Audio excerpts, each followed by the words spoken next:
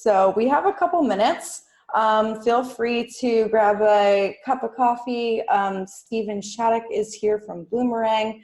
He'll be getting started in just a minute or two. So feel free to take a quick break, check your email, grab a cup of coffee, and then we'll be getting started momentarily.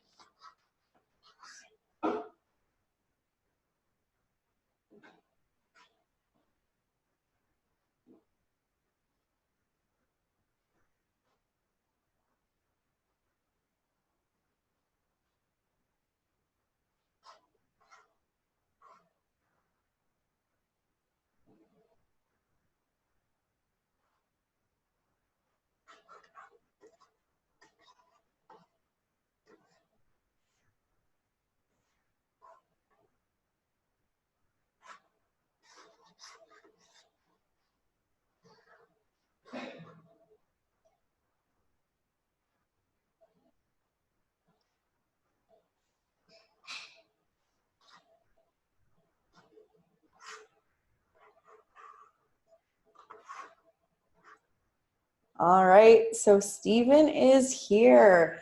So excited, Stephen, to have you. Let's get started with the session. It's 1:10. We'll roll right into it, keep it moving. So many great insights for digital fundraising today. And so we're so privileged to have you join us. Stephen Shattuck is the CEO at Bloomerang and has been there for the last 7 years in this position. So Bloomerang helps nonprofit organizations reach, engage, and retain the advocates they depend on to achieve their vision for a better world. And his amazing presentation that you're about to see is really going into the secrets of the second gift and the key to donor retention. So many times you get one donation and the donor disappears, never to be heard from again. Very sad. This is going to help you really get the insights you need in order to keep those donors and retain them for the long run. So Stephen, so excited to have you. Yeah, thanks for having me back. I had a blast last year and I've been having fun listening all day to this. So thanks to you guys at CauseVox for putting this on. I mean, this is an awesome service that you're doing and awesome speakers. So yeah, let's dive in. The second gift. I love the second gift. It's my favorite gift. I love it even more than the first gift. I even love it more than major gifts and bequests, which it sounds a little weird, but maybe you'll agree with me by the end of this. And not to belittle those gifts or limit the importance of them. Obviously, gift acquisition is really important. Don't want you to stop acquisition, but I want you to start thinking about the second gift a little bit more critically if you aren't already doing that, because there's a lot of implications to getting that second gift. And I want to dive into kind of the research behind that opinion. My favorite research on the subject comes from the Fundraising Effectiveness Project, FEP for short. Check out FEP when you get done today. Look at their website. There's tons of free research and articles and interesting tools that you can download. But if you've never heard of them, basically they study donor retention every single year, and they've been doing it since about 2006. And this is the most recent donor retention data that they have. This is the retention data looking at the 2018 year, which came out earlier this year in 2019. So next January, February, we should have the 2019 data. But for now, this is the most recent data we have. And you can see that the average retention rate for the sector is only about 43.5%. So we're losing half of the donors that give to us from one year to the next. But check out that first-time donor retention number, only 20%. So we lose 8 out of 10 donors who give to us for the first time have only given us one gift. So like Candace said, a lot of those first-time donors do disappear, never to return again. So that bucket really terrifies me, and it really scares a lot of people at FEP because to lose that many first-time donors can be really harmful to our bottom line revenue, especially if we spend more to acquire that donor than their actual gift amount is. Yeah, we acquired a donor, but we actually lost money on it. So it's really important to improve that retention rate. You can see that as you get more and more gifts, you get repeat gifts and monthly commitments, those retention rates really go a lot higher. But getting that second gift is tough, and it's not something that just happens automatically. There are some very specific things that you need to do to make that happen. And the situation actually seems to be getting worse. That first-time donor retention rate is on a 5-year downturn since FEP has been looking at that specific metric. And based on what the 2019 data is kind of alluding to from what I've seen and what we've seen at FEP, we think it's going to be even lower. So this is not a situation that's getting any better. We expect it to continue to get worse as it becomes easier for people to donate and kind of that barrier to entry in terms of technology lowers. That's great. But the other side of the coin of that that we kind of have to reckon with is it's harder to get people to give a second time if you're not proactive about it. And I've got some ideas of how you can be proactive about getting that second gift from folks. And if you're sitting there wondering, who cares if someone doesn't, give again, maybe they'll come back. Well, the research shows that once someone stops giving, it can be really, really hard to get them to give again. Only about 4% of lapsed donors come back and make that additional gift after they have lapsed. So what Candace said is really true. They really do kind of disappear, never to be heard from again if they do lapse. So keep these donors, because if they stop giving, it's really, really hard to get them back into the fold. There's tons of research that shows that the cost and kind of ease with which you can get repeat gifts is much easier, much lower than acquisition. Acquisition costs are way higher than renewal costs. And so is the response rate is also higher on the retention side. And for me, I think it's a lot more fun to retain the donors, not just being more cost effective. I think you'll agree with me as you kind of look through some of the tips I have to improve these donor retention rates, especially on the first time side. And for those of you listening who maybe are involved with major gifts or plan giving, if there's any MGOs or PGOs listening today, shout out to you guys. This should really worry you, because your best prospects for major donors and bequest donors, things like that, are long-term donors. You're not just going to get a random stranger giving you $1 million in their will that you've never heard of. It does happen. It seems to, make news when that kind of thing happens, but it doesn't really happen that often. It's not something that you should, definitely count on. So the longer you keep donors, the more likely it is for them to do end of life gifts, maybe multi-year pledges for a capital campaign. There's lots of research that shows that those are the best people for those kinds of gifts. So if you hang on to your donors, a lot of dividends in terms of your annual fund, but also some of those longer term future gifts as well. So how do we improve these rates? What does research show us the reasons that donors stick around for many years? We actually have a lot of research on this. We've got Penelope Burke's research that comes out every year. Awesome research from the Donor Voice. I really like this study in particular. I know it's a little dated. It was done back in 2011. But if you look at any donor loyalty study over the past even 1 or 2 years, basically pretty much says the same thing. Donors don't really change their motivations for giving year over year, or even decade over decade. But this study is pretty clear cut. It's a survey of super loyal donors to a cohort of about 250 nonprofits. And Donor Voice surveyed these loyal donors and basically asked one question: why do you keep giving? What are these nonprofits doing well to keep you loyal, to keep you giving year after year after year?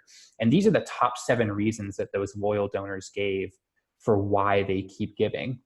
And in my mind, this is a perfect list to kind of reverse engineer into your communications efforts, because if you put these concepts into place, your retention rates are going to improve. There's really no magic formula or pixie dust or anything happening here. Pretty simple concepts: storytelling, telling the donor about all the great things that the organization is doing. What are those outcomes? What are those case studies, success stories? That was the number one thing that these loyal donors sort of noted as why they keep giving, because they were receiving those stories from the organizations pretty frequently. So they knew exactly what their gifts were doing.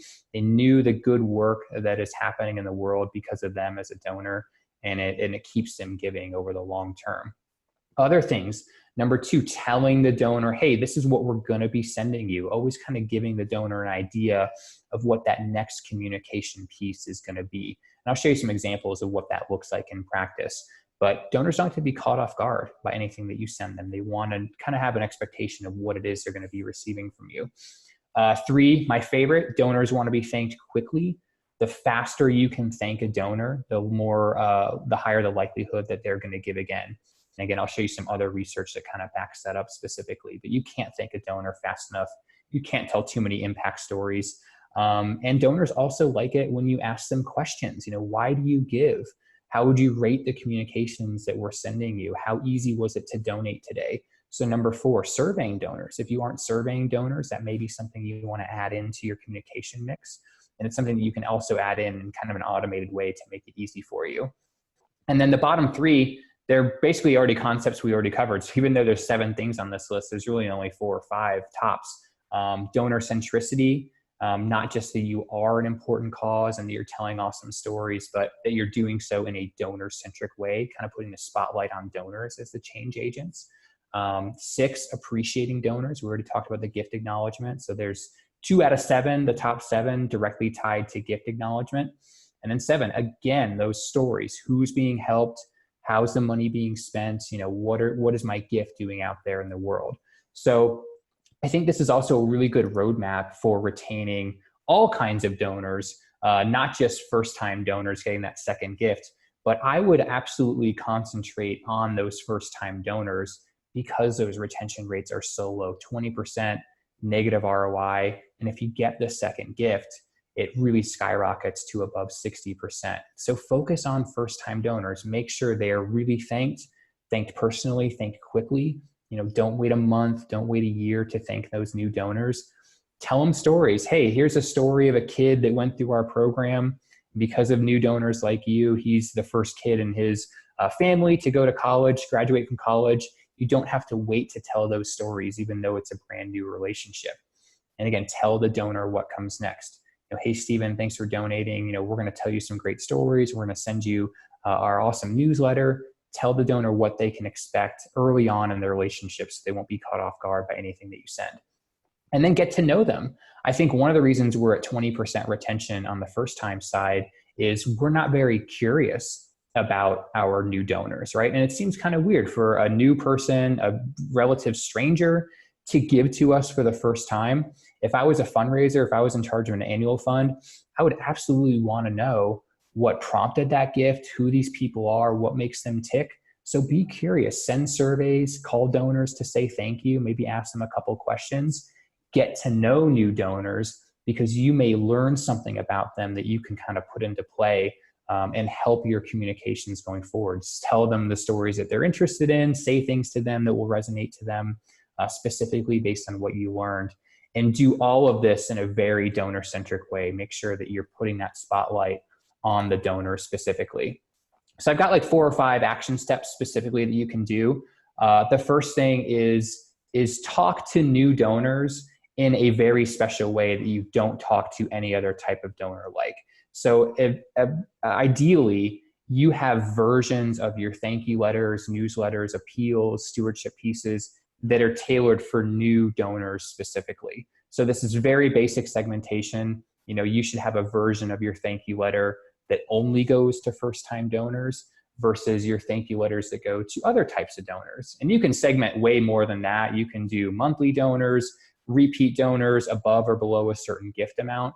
But at a minimum, I think that you should be saying things to a first-time donor that you don't say to any other type of donor. And the bare minimum there is basically just, hey, Stephen, thanks for becoming a donor. We're so happy to have you join the family. Hey, Rob, we saw it was your first donation. Wow, awesome. We'd love to get to know you more. We'd love to have you in for a tour. If you do nothing else other than kind of tell that donor that they're a first-time donor, you're doing segmentation. You're doing communication segmentation and probably doing more than most nonprofits do. Donors like it when you tell them what kind of donor they are.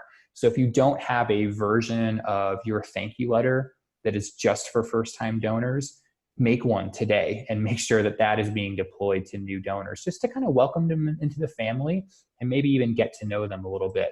But like I said, you can do way more segmentation. You can do all kinds of frequency and recency, gift amount, personas. If you have different types of constituents, like if you're a school, maybe you communicate to current parents differently than non-parents, and then also slice that by recency, frequency, gift amount, all those good things. There's really no limit to the amount of segmentation you can do, but at a minimum, talk to new donors differently than everybody else. And if all you do is welcome them into the family, you'll be in better shape than most for sure.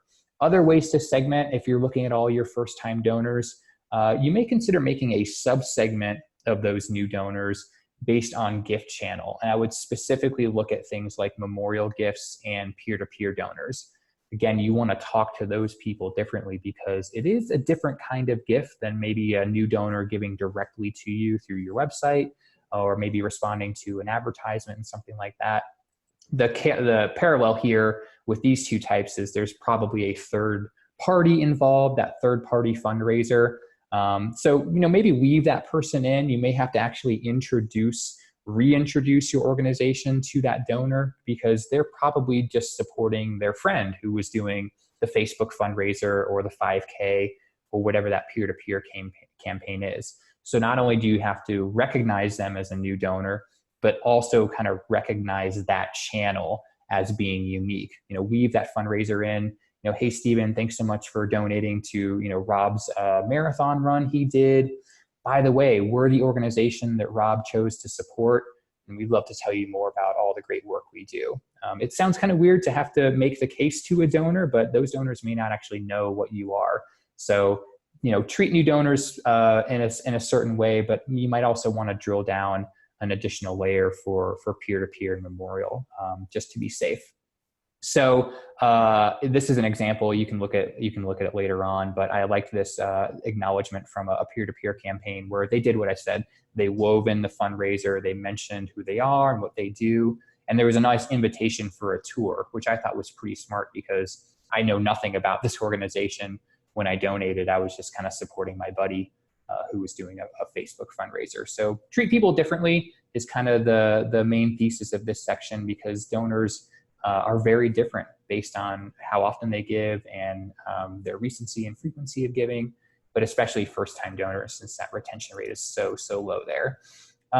Next is humanize your automation. My homework for all of you is to donate to yourself and look at what kinds of things that donor gets from you or sees that is kind of controlled or automated by your online giving, your website, your database. And the reason I suggest that is there's really interesting research that shows that online gifts, gifts made through a website or a peer-to-peer campaign, the retention rates are a little bit lower than offline gifts like direct mail or events. And I think one of the reasons why is so often our websites and our donor databases and fundraising software, whatever you're using, they're not customized based off of the sort of default settings to really make that donor feel good about what they just did, about the donation they just made. So donate to yourself and look at these two things, your confirmation page and that automatic email that is sent from your payment processor or database or whatever that is. Make sure they don't look super robotic. That confirmation page, that page of your website that is sort of sent to the donor after they donate, don't leave them hanging. Don't just say thank you. Tell them a story, give them a survey to fill out, a video to watch. Don't just leave them hanging there because they're probably not going to interact with your website anymore if you don't give them something to do. And then that automatic email doesn't just have to be a boring receipt. You can go in and customize those things, hopefully, and turn it into a nice thank you letter. It doesn't have to just look like something that, maybe you got from a gas station or a grocery store. And if you're a first-time donor, these are the first two things you ever see from the nonprofit after becoming a donor. So you kind of have to recover in your thank you letter or maybe a phone call or whatever it is you do formally to make up for these things. This one, I don't even know what's happening. There was an attachment, something weird happened there. My spam filters hated it. And this isn't a great first impression, right? But imagine putting maybe a nice thank you video on your confirmation page where you can take a tour of the organization and see what's happening there. That automatic email, I think the test there is, could you print it out and mail it? And would it be just as good as something that is sent electronically? And on this one, you might want to get rid of the social media buttons, but this is the automatic email I got from this organization after donating.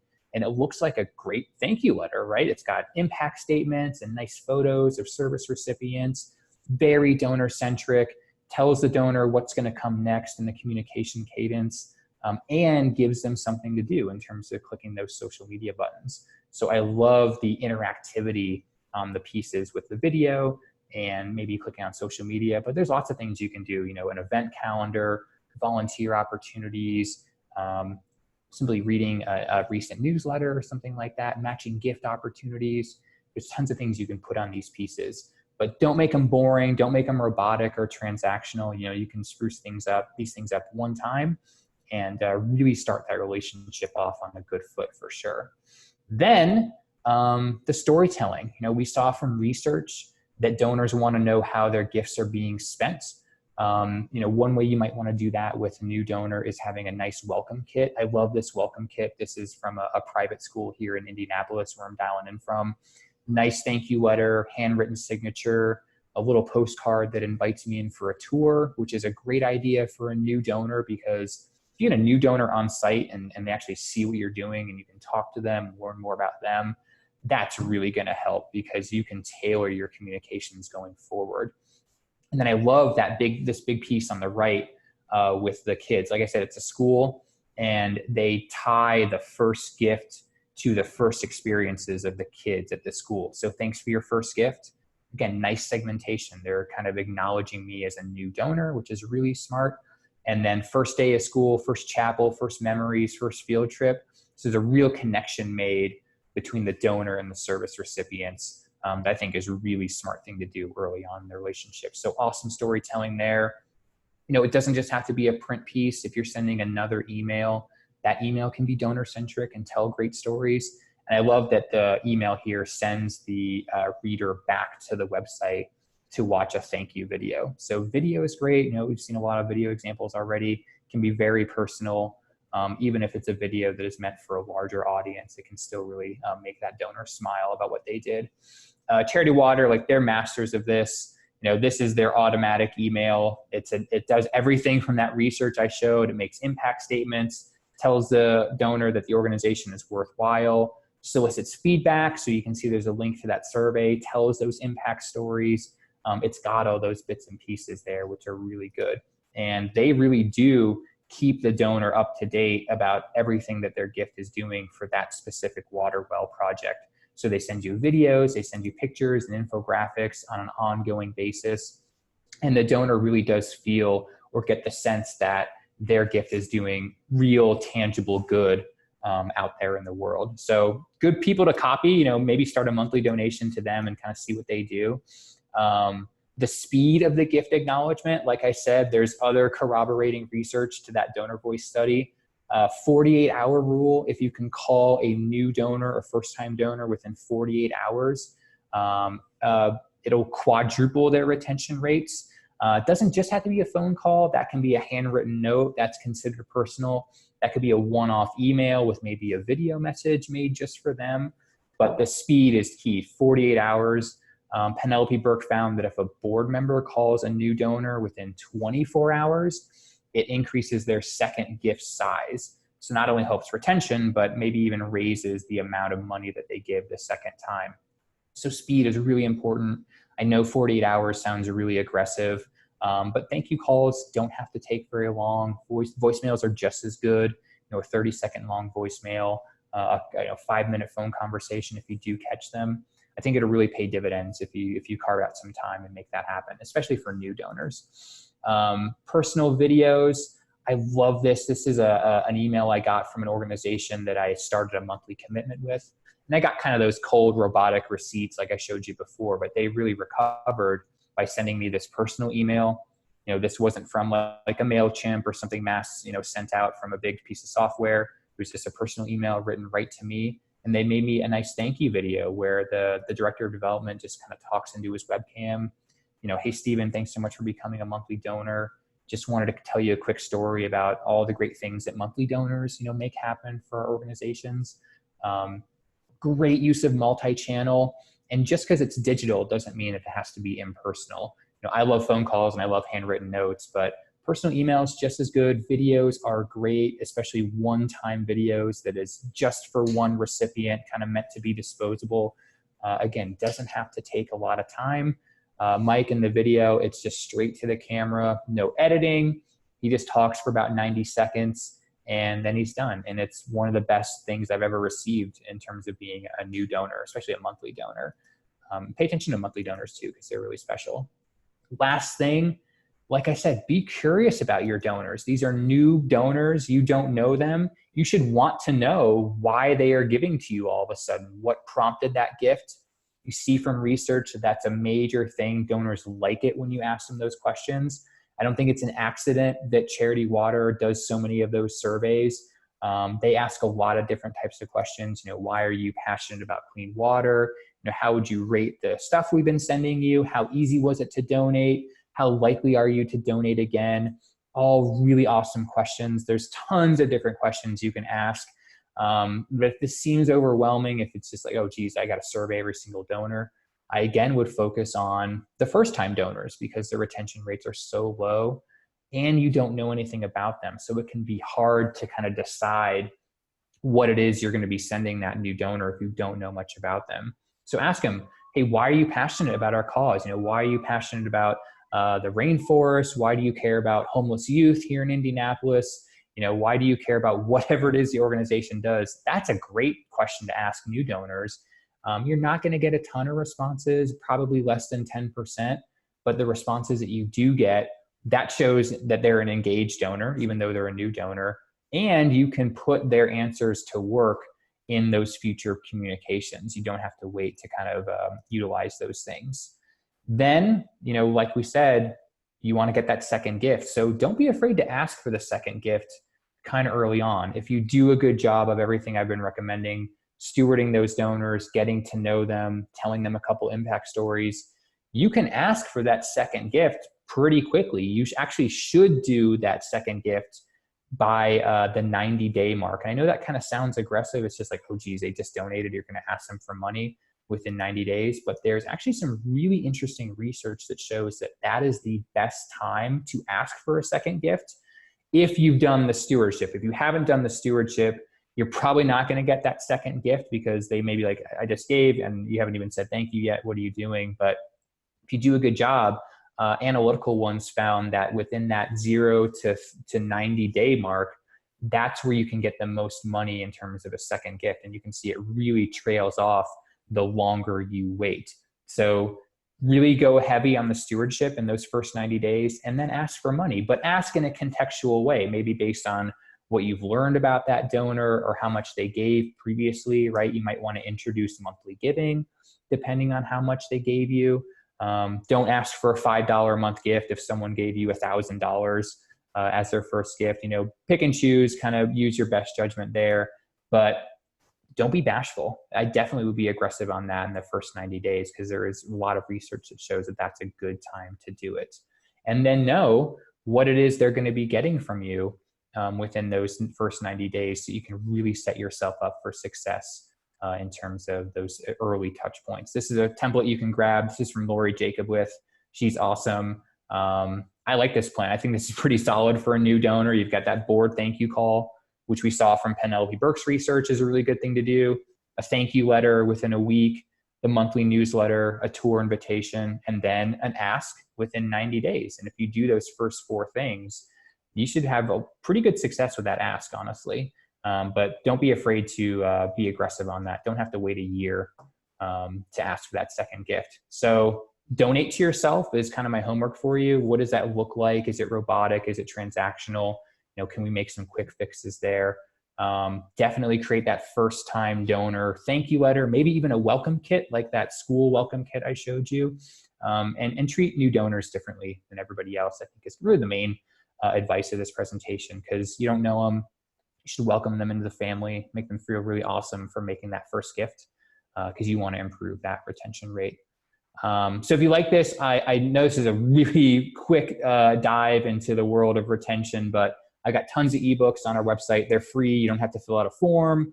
A salesperson's not going to call you. Just go to our website, grab those ebooks about surveys, segmentation, optimizing your online giving, post donation, so that thank you page and that receipt. There's lots of good advice there. And, email me, send me a tweet if you have any questions about what I covered. But Candace, do we have time for questions? I think we had maybe 10 minutes. Is that what we wanted to do? Is that cool with you? Yeah, that's perfect. We have, a lot of time to go over a few questions. First off, thank you so much for sharing all those insights. I think Just, yeah, first time donors are very special people. You They're gotta special. gotta treat them special to Yeah. make them special. No, so that's so good. Um, awesome. So few great questions have come in so far. Um, so Deborah asked, what does donor acquisition and retention rates look like for corporate and foundation donors? Do you have any insights into that? Well, I know that FEP, I don't think they look at that. They're only looking at individual donors. So I don't have any data off the top of my head for that, but I would look for things like Foundation Center, and maybe some of the granting organizations might have some of that data. And I wonder if maybe Giving USA, the Giving USA report talks about those things. But if you do find those rates, my gut says that a lot of the concepts, like the individual stewardship concepts I shared, really probably apply in the same way to corporate sponsors and maybe even grant giving organizations. I think if you do a good job thanking those people, especially corporate sponsors, they tend to go really under appreciated and under acknowledged. So, you could take that 7-point research and probably apply it to some of those types of donors and see a lot of success there, because people want to be appreciated, and then sometimes people just want to be heard and thanked for what they're doing. So it's hard to go wrong in terms of those things. Yeah, absolutely. And just, yeah, following up, I think, is so key with whoever it is that you're working with. So just keeping in touch and being thankful and all of those things go such a long way. Okay, great. And so then we have a few other questions. So Leah asked if there are any free tools that you would recommend to help create donor surveys, kind of going back to one of your recent points. Yeah, absolutely. SurveyMonkey is great. I think it's free up until a point. So depending on maybe the number of responses you get or the number of people who it's sent to, that may be a good way to start. Google Forms, you should be able to make a really quick Google form, which I think is also free up until a point. But your online giving software might be able to do it also. Your donor database might be able to do it. So I would check with the providers that you already have and might already be paying for, because if it's already like embedded in those systems, it might be stored with all of your other information that you're collecting. But if not, I would look at Google Forms or SurveyMonkey just to start, and it might be worth paying for those things if you're having some success and getting a lot of responses. It might pay dividends for you. Awesome. Thank you so much for the insights. We have a bunch of questions coming in now. Next one is from Kara Fort. She asks, what is the preferred format in the ask for the second time? Would you say in person, phone call, email, all of the above? Yeah, that's a hard one. So I don't think there's going to be a hard and fast rule that applies to everyone, but I got a couple pieces of advice to kind of help you decide. One is that if you don't have to stay in the channel that the gift was acquired in. So in other words, if you get a check in the mail from a new donor, it's their first gift, and you think it was maybe prompted by a direct mail piece, you don't have to stay in the analog channel in terms of your future communications, right? So you can call an online donor, you can send a handwritten note to an online donor, you can email a direct mail donor. Actually, using that, I think it was from Network for Good, they had an interesting study on the use of multi-channel, that multi-channel is really good. So first off, don't feel the need that you need to stay within the acquisition channel. I don't think there's any research that shows that that's a good thing to do.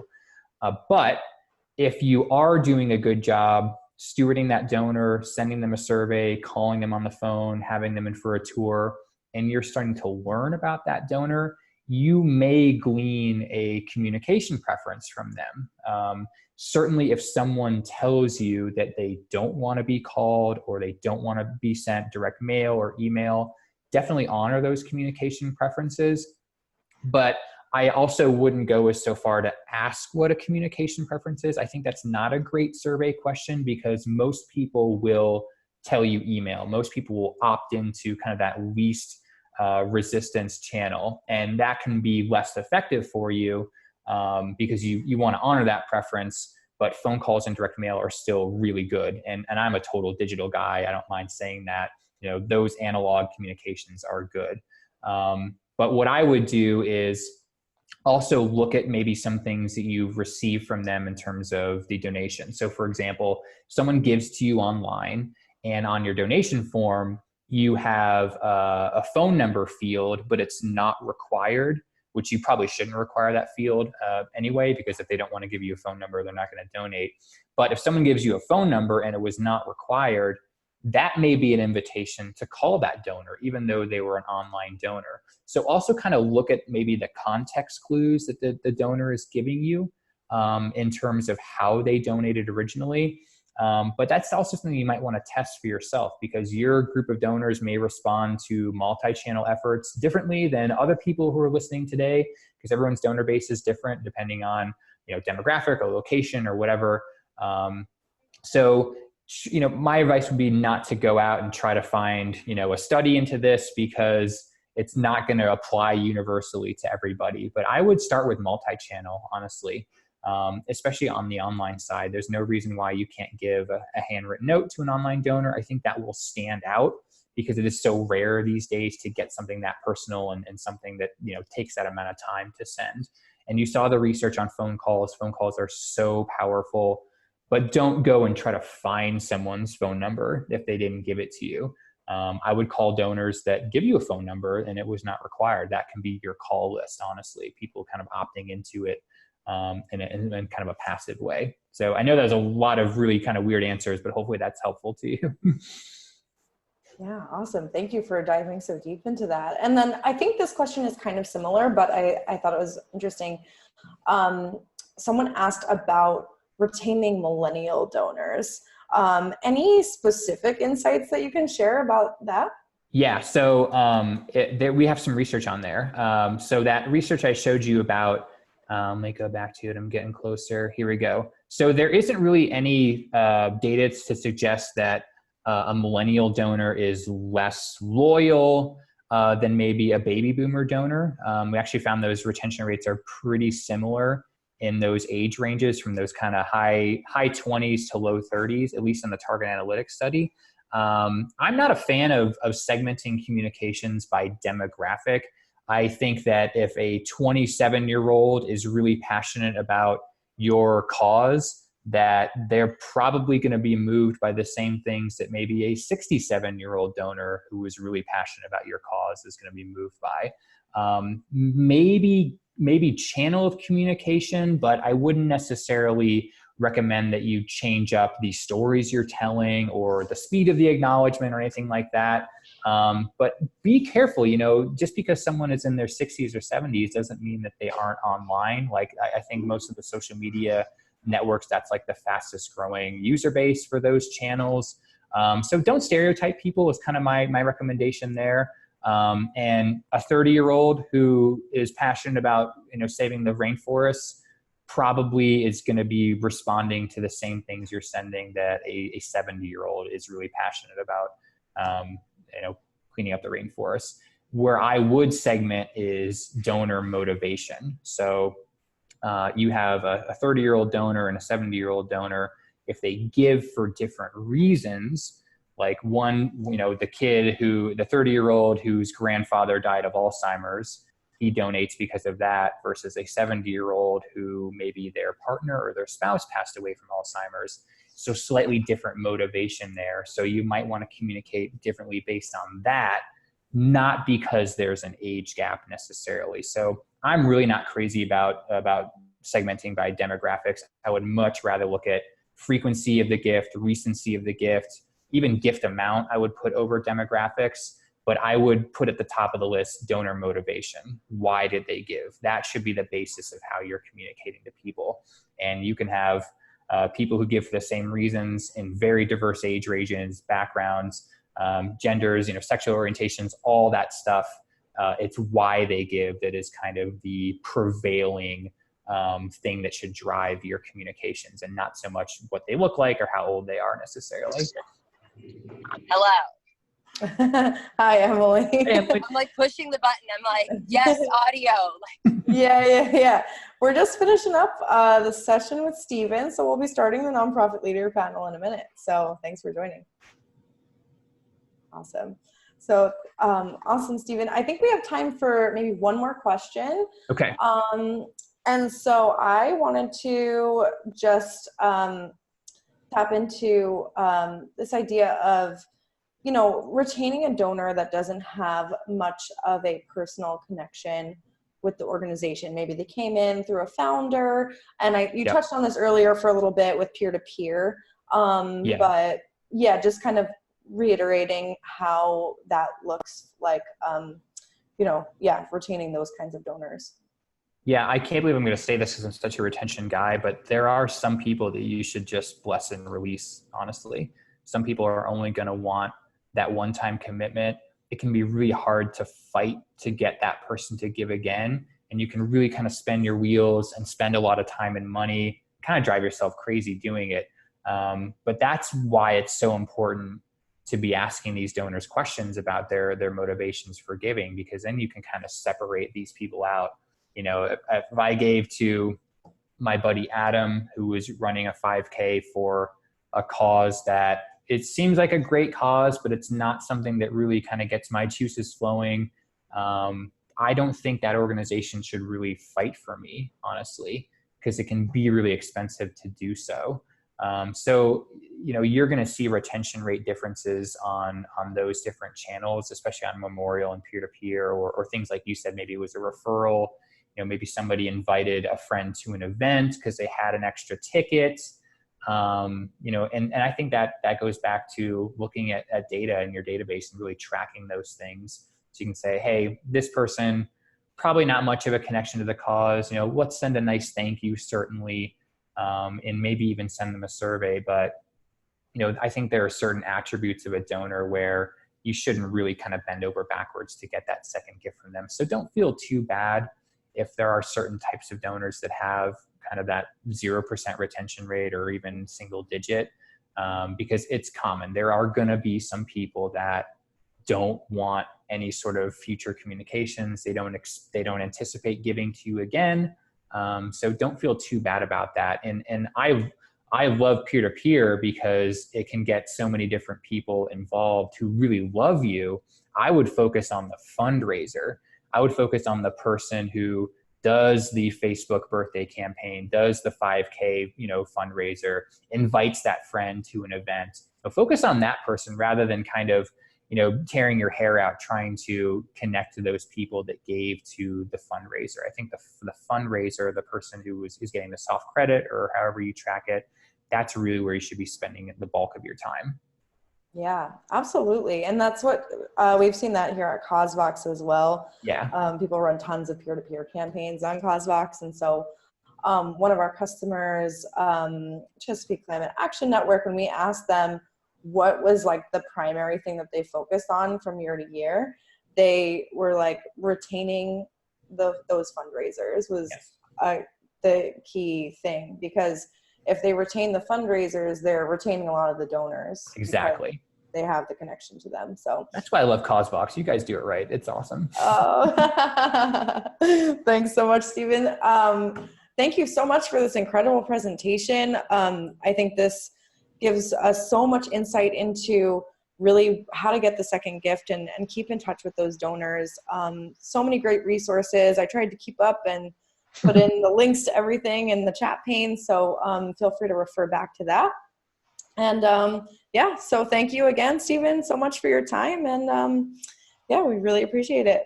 Yeah, thanks for having me. This is an awesome event that you guys do. So thanks for doing it. Yeah, of course. We're excited to be having our summit. It came together pretty quickly. And so it's really fun to kind of see how many great sessions and speakers, and it's been just fantastic. So, all right. Thanks again. I have already Emily Newton and Floyd Jones queued up here, ready to go for our nonprofit leader panel. But right before diving in, I just want to show just a slide really quick. So we just talked about peer-to-peer and how you can do that with CauseVox. And so CauseVox, you can really effortlessly run your peer-to-peer fundraising. So without all the clunk, and make it really easy for your fundraisers to sign up and fundraise well. So the last thing that you want is when you're running peer-to-peer is your fundraisers running into technical issues and having to deal with clunky technology. And our goal is to make it super simple and streamlined for them to sign up and fundraise so that you can retain those fundraisers and be really successful. So if anyone is interested, please feel free to go to our website, causevox.com, to learn more about how you can run your peer-to-peer with CauseVox. And so let me switch over this for a second. I'm gonna stop sharing my screen and roll right into our nonprofit leader panel. So thanks everyone for sticking with us throughout the day. This has been really fun and really cool. And I'm sure some of you need to grab a cup of coffee, feel free. We will be starting the nonprofit leader panel momentarily.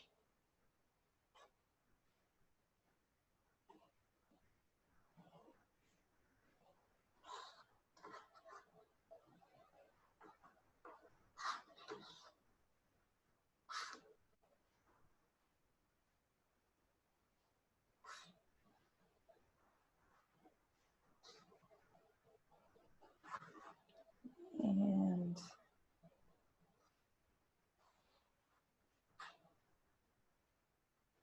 Candace, can you hear me? yeah, I can hear you. Thanks so much for joining, Floyd.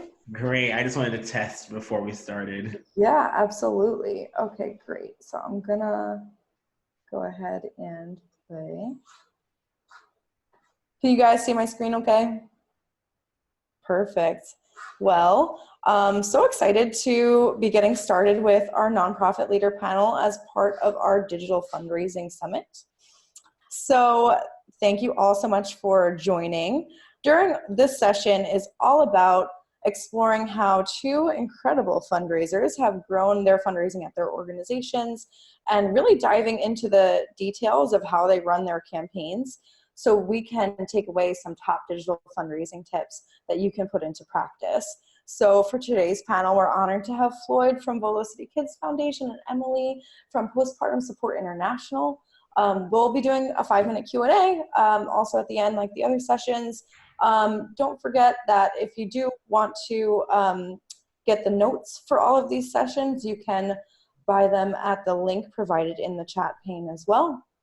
So you can keep up with us throughout the day and know that you can refer back to everything later. It's $25 for notes. And so without further ado, let's get started. For those of you just tuning in, my name is Candace, and I am the Customer Success Lead here at CauseVox. And I've been working here for the last 4 years, helping nonprofits grow their online fundraising. And so I'll be your host for today's discussion. So with CauseVox, you can raise more with less effort. Unlike other software that is clunky and expensive, CauseVox helps you tidy up your fundraising. All too often, we see nonprofits wrestle with complex or outdated software that just makes their jobs harder. It makes it harder to get people to donate. It makes it harder to reconcile data. And we don't want our customers dealing with any of that. So with CauseVox, we help you run donation pages, crowdfunding, peer-to-peer, and all of that without all of the hassle that can come with fundraising. So our donation pages help you easily convert donors right on your website. They're optimized for any device and give your donors a clunk-free experience they'll really love. And with peer-to-peer fundraising, just dove into this a little bit, but it really helps you raise more with less effort because you can engage your community to fundraise on your behalf. And this can be incorporated into any campaign. It's not just an event. It can be Giving Tuesday, year end, all of those things that are coming up as well this time of the year. So we see that organizations that use peer-to-peer tend to raise about twice as much. So that's been really pivotal for a lot of the organizations that we work with. And you can also run crowdfunding, of course. So really easily set up and create campaigns, have everything you need to succeed basically with the CauseVox template. And like I mentioned earlier, CauseVox automates the back office tasks like receipting and reporting. So all of that is taken care of for you, kind of just makes your life a bit easier. So you can really raise more with less effort on CauseVox and run all your fundraising on CauseVox, whether it's an annual campaign, fall fundraising, or anything else that you're looking forward to.